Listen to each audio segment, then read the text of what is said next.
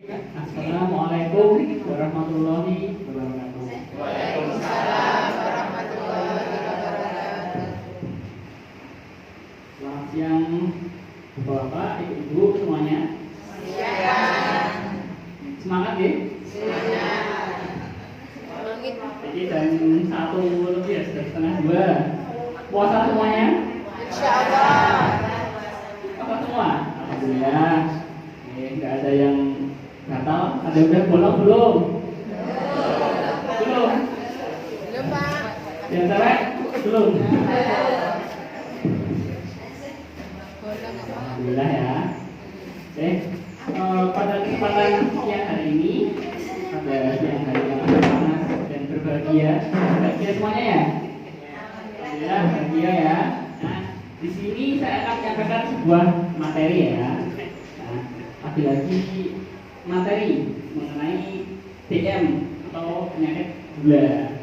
Nah, karena sekarang baru bulan puasa, nah jadi materinya itu ada sama pautnya sama bulan puasa. Itu ya. Materinya adalah pengelolaan pasien diabetes mellitus saat bulan Ramadan. Itu balik ya. Ramadan. Dari judul ini, kira-kira ada yang bingung nggak? Atau pikiran sesuatu nggak dari judul ini? Pengelolaan pasien gula saat bulan Ramadan. Tidak semuanya? Nggak bingung? Nah, pengelolaan pasien ya. Sebenarnya kira-kira puasa Ramadan itu puasa yang gimana? Ini pengetahuan umum nih. Apa itu puasa Ramadan? Puasa wajib. Dari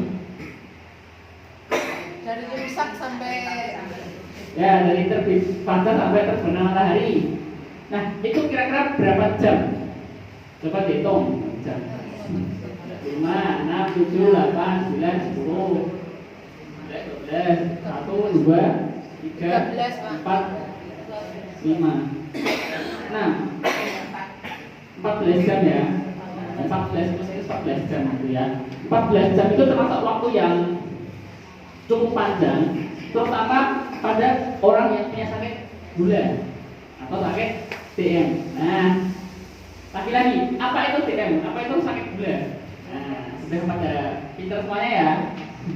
Sakit gula adalah sakit di mana gula darah tidak bisa normal, nggak bisa masuk ke dalam sel. Jadi gula darah di dalam darah, gula dalam darah itu tinggi. Nah, ini ya puasa apa itu ibadah mandiri. Nah, kegiatan berpuasa bagi pasien dia itu mempengaruhi gula darah, tentu saja ya. Dan kita nggak makan 14 jam loh, itu lama banget ya, lebih dari setengah hari. Nah, pada puasa Ramadan, nah gitu ya, itu ternyata ada yang nggak boleh, ada yang ikut, ada yang boleh tidak puasa, bahkan ada yang tidak boleh berpuasa. Nah, misalnya ini ya, ada anak-anak, orang tua yang lemah, kemudian penyakit kronis, baru hamil, menstruasi atau itu, menstruasi emang nggak puasa ya? Nggak sah alasannya, semua orang lemah gitu ya. Nah, pada ini ya, epidemiologi puasa. Nah, ini jadi epidemiologi sakit gula sih. Sakit gula di Indonesia itu peringkat kelima, jadi sangat banyak sekali. Berarti ya. Dari 10 orang itu pasti ada satu yang sakit gula. Jadi peringkat kelima di dunia. Ya. Patofisiologinya lagi-lagi ya, itu sakit gula itu gara-gara hati, bukan hati, pankreas tidak bisa menghasilkan insulin. Itu ada pankreas nih. Nah, itu nggak bisa menghasilkan insulin yang cukup atau insulinnya itu rusak. Jadi gula darah itu nggak bisa masuk ke dalam sel tubuh. Tuh, nah, lalu pada pasien yang sakit gula, kalau berpuasa itu resikonya apa sih?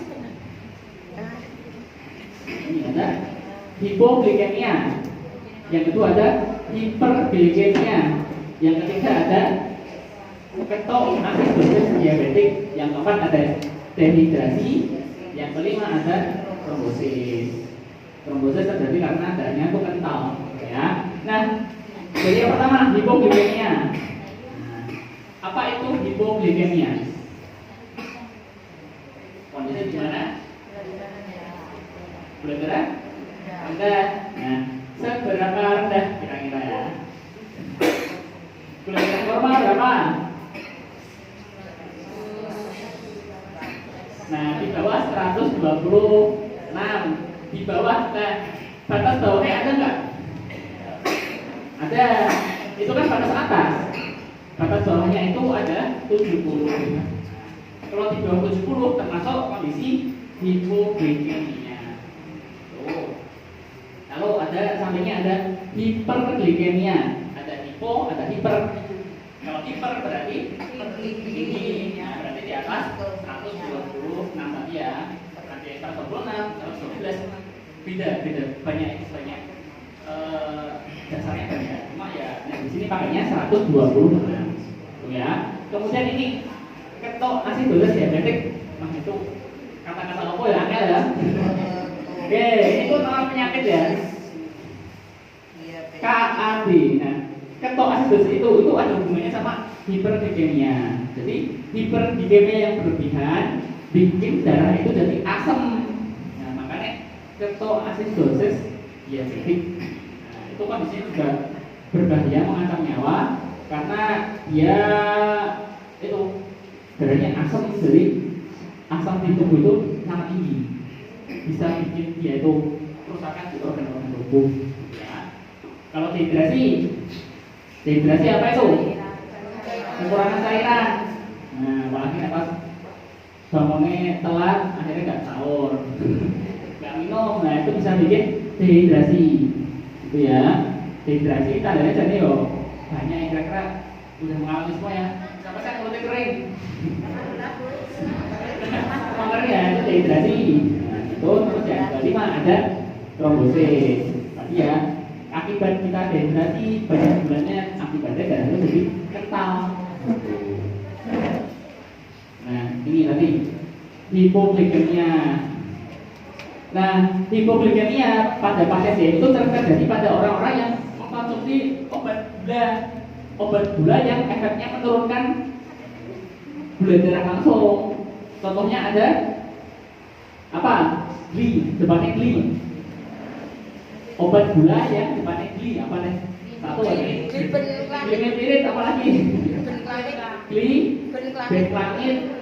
Nah, Sibutol itu sama-sama ya, itu satu golongan obat gulanya itu bikin gula darah itu jadi ngedrop. Nah, gejala-gejalanya ini ada berkeringat, kelaparan, sakit kepala, bingung, pusing, mengantuk, iritabilitas, detak jantung cepat, lemas. Yang paling sering itu dia berkeringat dingin. Nah, jadi misal kok dengan tiba-tiba nih, jadi biasa tahu-tahu keringat banyak banget. Nah itu bisa jadi gejala hipoglikemia. Itu ya. Nah kemudian ada ini hiperglikemia. Nah, kalau pada sakit gula pas berpuasa paling seringnya gara-gara obatnya enggak adekuat. Harusnya 3 kali sehari berpuasa, diminumnya mau 2 kali sehari. Tuh. Nah jadinya obatnya kurang, dosisnya kurang, akibatnya gulanya berlebihan. Ya, gejala-gejalanya ada banyak ya, rasa haus meningkat, penurunan berat badan, terus ya banyak kelelahan gitu. Dan itu gejala-gejala itu nggak khas. Beda sama yang ini, yang hipoglikemia itu gejalanya khas. Apa ini? Berkeringat dingin. Itu gejala khasnya kalau lagi kekurangan gula. Tapi kalau kelebihan gula itu malah kadang nggak bergejala. Itu ya, yang paling gampang ya cek gulanya kalau punya alatnya. Itu ya. Nah, lanjut tadi ketoasidosis itu akibat tadi ya penumpukan asam di tubuh, dehidrasi akibat kekurangan cairan, terus juga kita aktivitas kerja berkeringat nggak ada yang masuk, kekurangan cairan, kemudian trombosis itu akibat peningkatan kekentalan darah, ya. Nah, kalau resiko orang berpuasa yang sakit gula itu ada sangat tinggi, resiko sedang, resiko rendah. Karena ini juga agak itulah nggak terlalu apalagi nggak apa. Yang penting ini aja, resiko sangat tinggi. Yang resiko sangat tinggi itu diibaratkan kita tuh nggak boleh. Kalau termasuk kategori ini, itu tuh nggak boleh berpuasa. Gampangannya gitu aja. Apa aja itu? Ini mengalami hipoglikemia berat 3 bulan terakhir. Terus riwayat hipoglikemia berulang. Hipoglikemia yang tidak sadari. Setelah jalani semua itu tentang hipoglikemia atau kekurangan darah, kekurangan gula darah. Tuh. Baru yang ketiga, yang keempat ada kendali gula yang buruk. Nah, kenapa kira-kira ini? Kenapa kok hipoglikemia itu sangat mengkhawatirkan dibandingkan dengan hiperglikemia? Ada yang tahu kira-kira kenapa? Kenapa kok kurang gula itu malah berbahaya dibandingkan kelebihan gula? Nggak tahu? Nah, tak jelasin ya. Jadi kekurangan gula itu sangat berbahaya karena salah satu organ paling penting kita itu butuh asupan gula yang banyak. Apa itu organnya? Organnya B, lembut, lunak gitu. Organnya lunak besar, ada di kepala. Nah, otak, ya, otak itu butuh asupan gula. Jadi otak itu butuh gula, bentuk gula yang di darah itu. Nggak bisa bentuk yang lain, nggak bisa bentuk lemak. Nah, saat terjadi hipoglikemia, otomatis asupan darah di otak, asupan gula darah di otak itu bakal berkurang.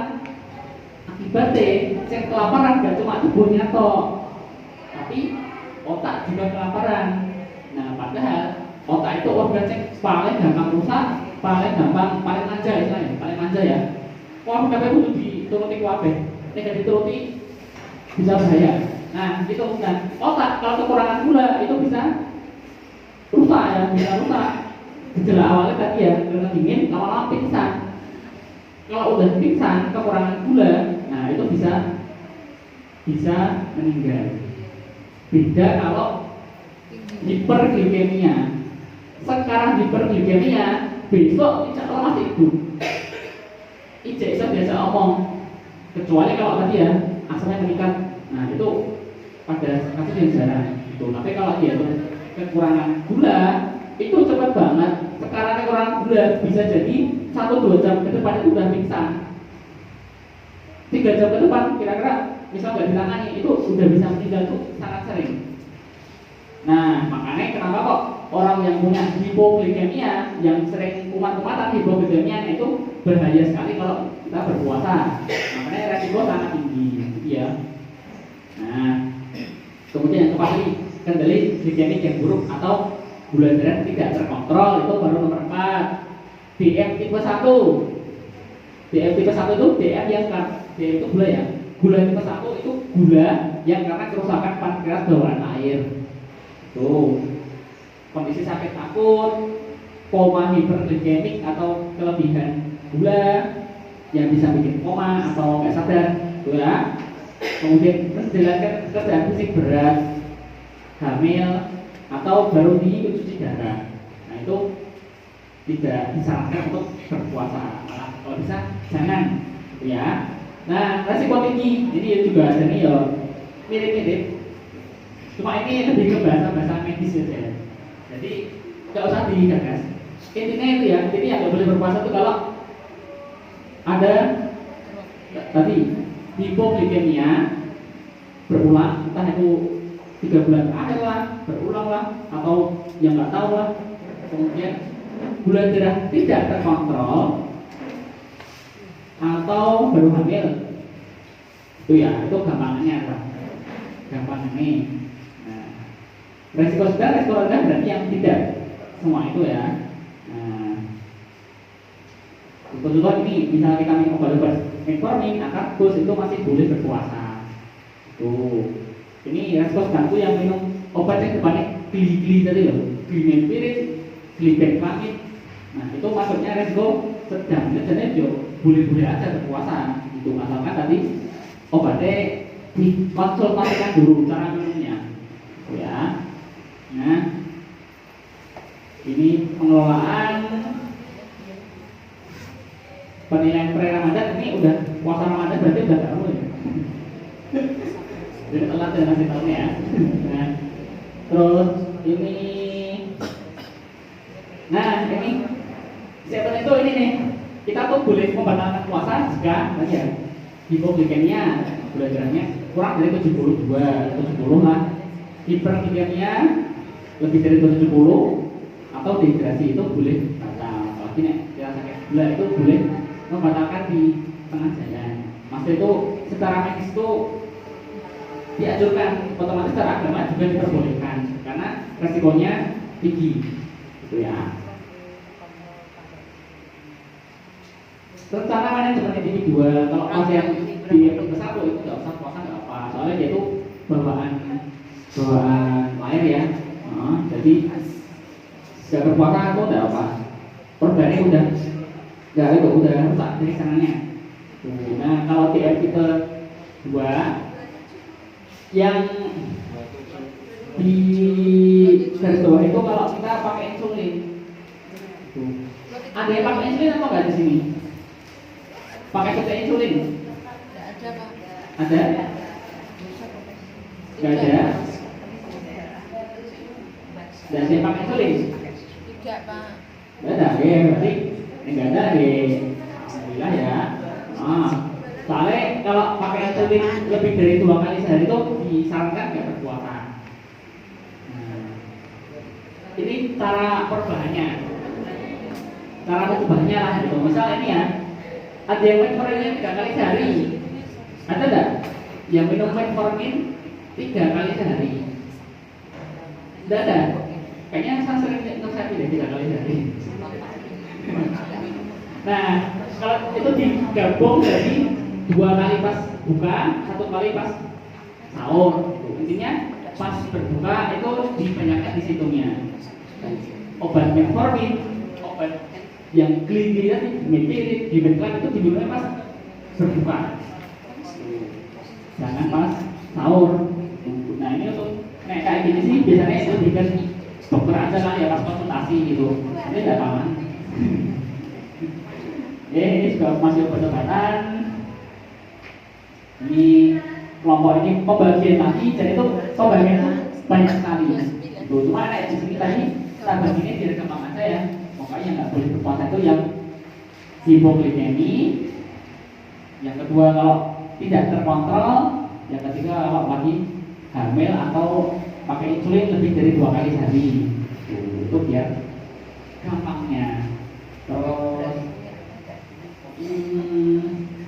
ini pengaturan diet ya, olahraga ya kayak udah bisa semua ya. Kemarin kan udah diajari yang diet DM itu masih sama.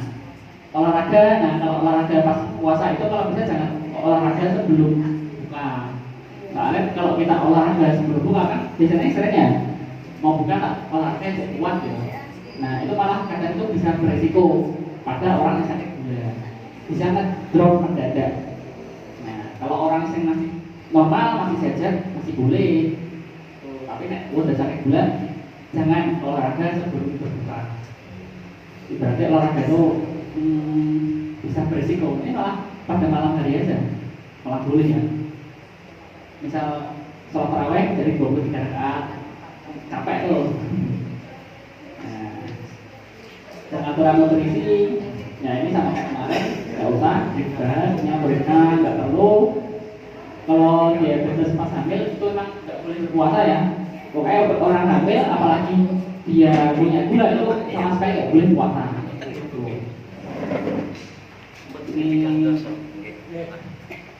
Ini cara mengatasi orang yang hipoglikemi.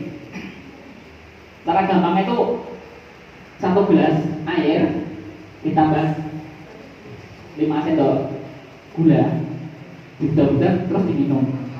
Itu paling gampang kalau kita mengalami hipoglikemi, misalnya yang tiba-tiba kok keringat dingin, terus gemetar, nah itu tanda-tandanya. Nah, orang puasa yang aman, jadi kalau puasa yang paling aman itu kalau kita punya alat cek gula sendiri. Soalnya kita bisa memantau, terutama di jam-jam kritis ya, misal pas sore atau jam sekarang ini, itu kita bisa ngecek. Ya tahu gula darahnya itu terlalu rendah atau enggak. Kalau terlalu rendah itu kita berisiko. Nah, oke. Ini kesimpulannya. Nah, udah kesimpulan nih. Kesimpulannya,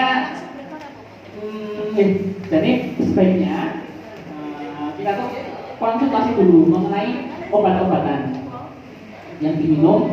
Kalau misalnya kita PRB, obatnya banyak, konsultasi dulu ke dokter sebelum puasa. Tapi ini udah setengah puasa malah, agak telat tapi nggak apa, gitu. Terus kita memantau kadar gula darah teratur. Ini kita juga bisa memantau kalau punya alatnya. Tidak punya gimana? Yang kita pantau dari gejala-gejalanya. Itu gejala yang hipoglikemik. Nah, itu yang penting. Terus hindari aktivitas fisik berlebihan. Pertimbangan untuk membatalkan puasa itu tidak apa. Dari usia juga udah masuk lansia, penyakitnya juga udah kronis, dari gula, boleh bisa kita batalkan puasa, itu ya. Oke, lalu, nah selesai daftar pusaka. Oke, PPT ini agak itu ya dari ribet ya, agak banyak tulisan. Soalnya PowerPoint-nya itu emang buat dokter. Dia bisa menangani pasien. Kalau ada sakit gula, tanya bisa. Nah, ini tak kasih sekalian aja biar cepat aja, biar gampang. Nah, jadi ada yang mau ditanyakan atau enggak mengenai penanganan penanganan pasien DM saat berpuasa? Ada pertanyaan? Pertanyaan apapun boleh? Ya, silakan. Spirit itu minumnya sebelum buka ya? Spirit. Nah, nih saya cek langsung ya. Jadi glimepirid itu termasuk obat yang menurunkan gula. Nah, sebaiknya diminum setelah makan. Iya, setelah makan. Jadi paling baik diminum setelah berbuka. Itu. Tidak sebelum makan. Nah, glimepirid itu termasuk obat yang sebaiknya setelah makan. Tuh, karena dia itu menurunkan gula. Tuh, takutnya apa? Takutnya kalau ternyata kok dengan sebelum makan nih minum, terus lari gak makan, baru di celok anaknya kok di celok saponnya, kayak ini saya ternyata gak makan. Nah itu bahaya. Jadi minumnya aku sebelum sahur. Sebelum sahur. Iya. Nah, itu gak boleh karena beresiko ya, itu beresiko bikin ngedrop. Oh iya, dan itu anggapan sebelum makan, setelah makan itu ini ya, misal kita makan, kita minum obat, terus kita makan, itu sebelum makan atau setelah makan?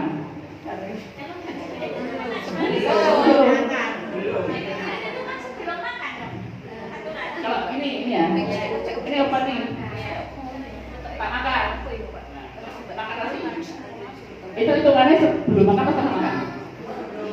Belum. Kalau kita makan nasi, terus makan 35.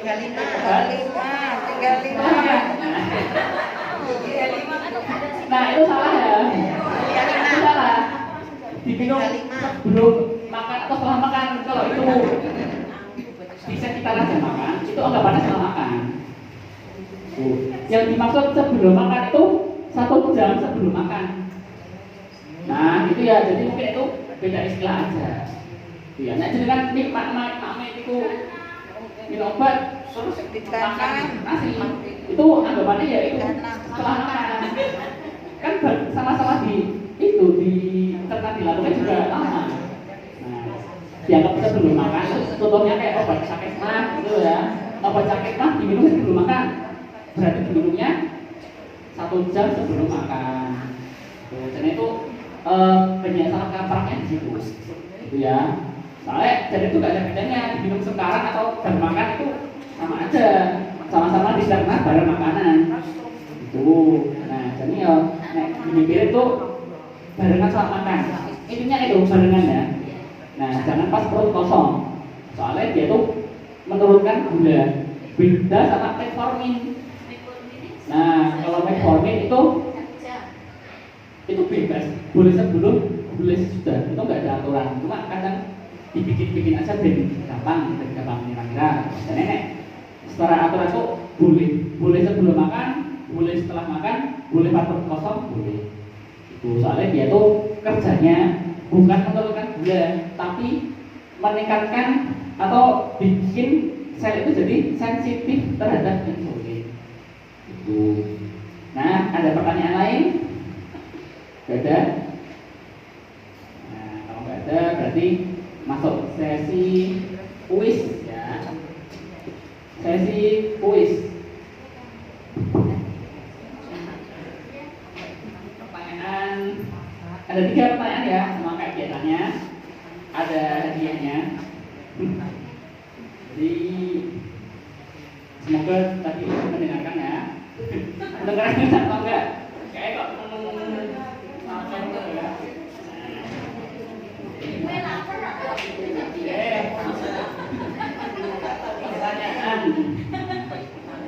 pertanyaan tak ini sebutkan aja ya bersama.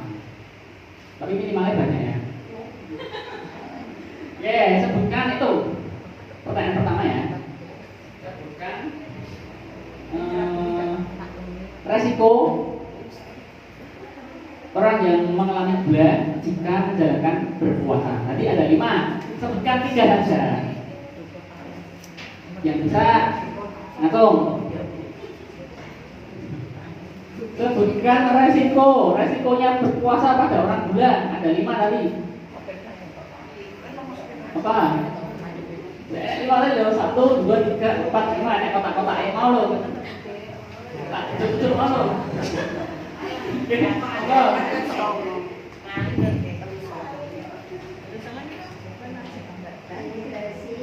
Hipertensi, lagi. Hiperglikemi, betul, satu lagi. Hiperglikemi, nah, saya. Nah, betul. Tepuk tangan. Juara 3 nih. Ini juaranya. Ampun, nah. Tadi ada 5 tadi ya. Ada hipoglikemi, hiperglikemia, ketoasidosis diabetik, angel kata-kata ini. Ada dehidrasi, sama ada trombosis. Nah itu iso banter. Trombosis gitu ya. Itu resiko orang yang punya gula menjalankan berpuasa. Mau direview lagi atau enggak? Cukup, Pak. Cukup. Oke, lanjut soal nomor 2. Soal nomor 2 dapat hadiah nomor 2 juga. Soalnya nah ini ya. Sebutkan 3 gejala utama orang yang mengalami hipoglikemia. Ya, monggo. Yo, Pak. Keringat dingin, betul. Kelelahan,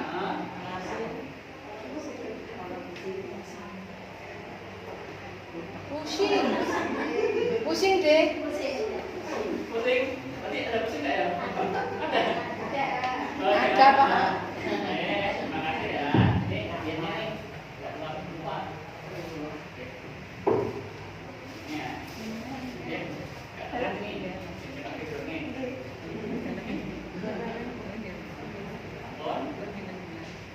Tepuk tangan.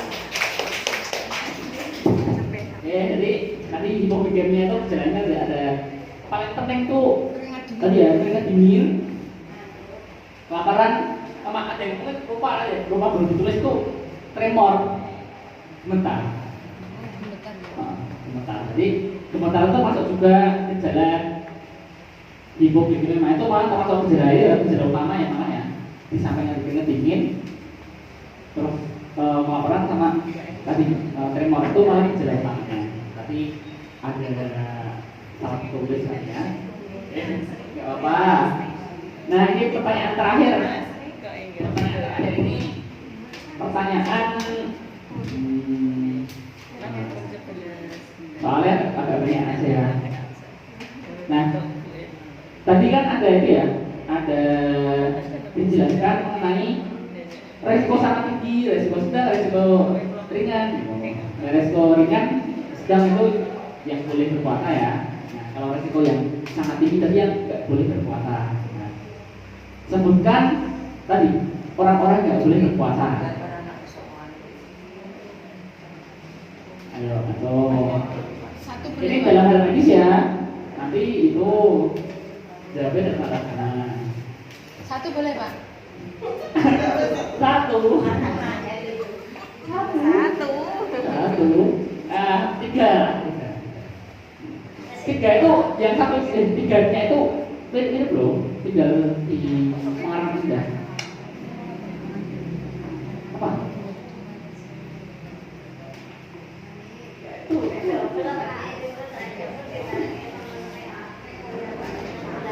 Siapa?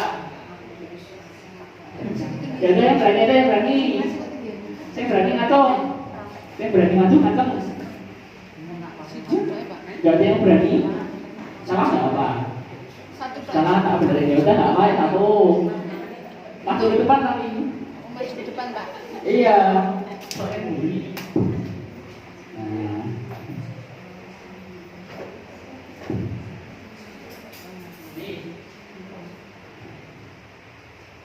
Pertanyaannya resiko tinggi. Ya, resiko yang tinggi ya. Resiko tinggi jika berpuasa ya? Iya, ini yang boleh nggak berpuasa. Oh, yang boleh nggak berpuasa itu jika gula darahnya itu kurang dari 70. Ya, bisa terus. Nanti habis sampo tapi udah mandi loh Pak. Resiko tinggi tapi rendah saya nggak. Resiko tinggi tak kayak itu hipoglikemi. Nah, itu ada kalau ya. Tadi kan keringat dingin. Kalau yang hipoglikemia tadi terus sama gemetar, terus gemetar,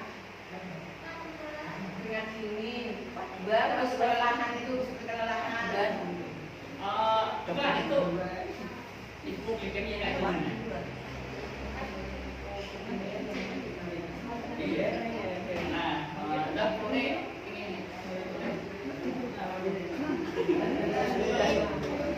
Oh, orang yang boleh tidak berpuasa. Iya. Berarti kan tadi ada yang kalau hamil. Boleh tidak berpuasa. Gula darahnya rendah, ya.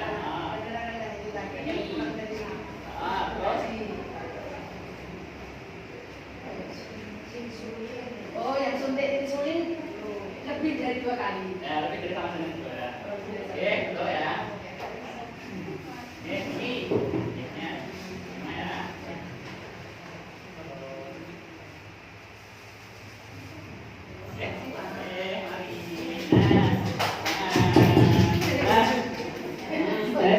Hipoglikemia ada banyak hal ya. Hipoglikemi 3 bulan berturut-turut. Hipoglikemia yang tidak disadari. Terus ada gula darah tidak teratur, hamil, BMI 1. Nah, itu ya. Itu termasuk orang-orang yang boleh tidak berpuasa. Mungkin cukup itu yang dapat saya sampaikan di materi yang hari ini ya. Sudah pada lulus ya. Tapi tidak apa, udah mau kesini jauh-jauh itu udah sesuatu yang harus diapresiasi. Mungkin cukup itu yang dapat saya sampaikan. Kurang lebihnya saya mohon maaf. Terima kasih. Wassalamualaikum warahmatullahi wabarakatuh. Waalaikumsalam warahmatullahi wabarakatuh.